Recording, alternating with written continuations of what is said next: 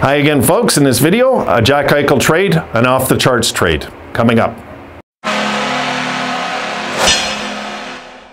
All right, guys, I wanted to,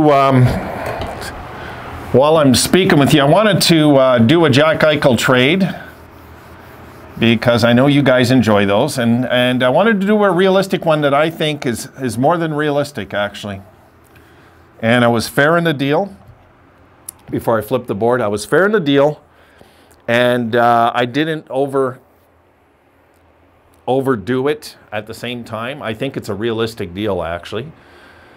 And because all we're focusing on is like 4 or 5 teams. And what about the other teams? There's other teams out there involved, I'm positive, calling us. So I looked at the New York Islanders, okay? And I looked at a proposed deal that I think could happen. I think really is realistic, could happen. And here, I'm going to flip it over. I think this is more than possible. And I think it's a good hockey trade. I got Jack Eichel going for Matthew Barzal, a first and a second rounder of 2023 because it's a deep draft in that year. And that's it. That's all I got there. Maybe we can tweak it out, add another player or something. I don't think the Islanders would do more than this. I don't think Lamoriello would give in. I don't think he would bend more than this. But I do think something like this is possible. I do. And I think, honestly, that as much, you know, I mean, you're trading 24-year-old centerman. He's got 5 years of term left. Barzal only has 2, but get this, Barzal is, the good news, that what I liked about this deal is Barzal is an RFA still after these 2 years are done. You get it? We still have his rights. He doesn't just walk. And then we got a first rounder and a second rounder. I could have done the whole greedy thing. I didn't want to. I wanted to be realistic. And I think Lamoriello is the type of man that we wouldn't be able to burn him anyway, you know, for more. I don't think, because Matthew Barzal really is, I believe, the heartbeat of this team.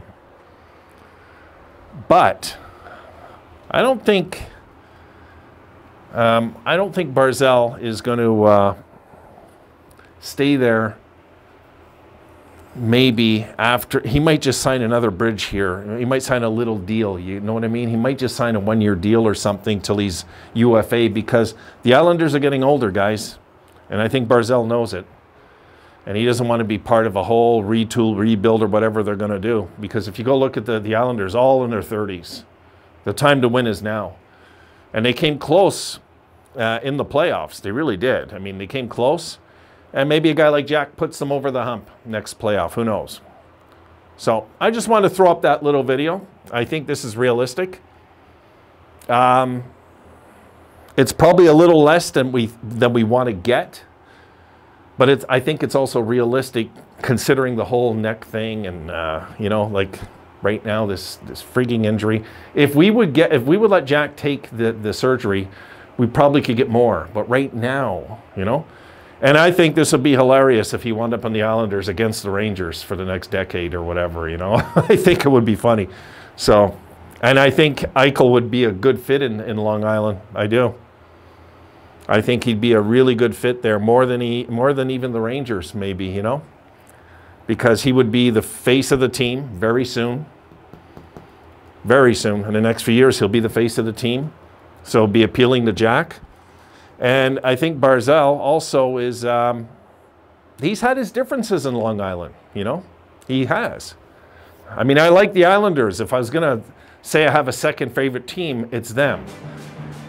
I just don't believe in second and third and fourth favorite teams. I don't believe in it. But when the Sabres are out, I usually always root on the Islanders, you know? So there's my proposed trade. There you have it. I want to, for you guys that are just needing a fix of a Jack Eichel trade, there's one for you to think about. All right, I got to go and get back on my work, guys. I'm doing research on some videos, so I got to get back to it. I'll see you folks tomorrow. Have a good night.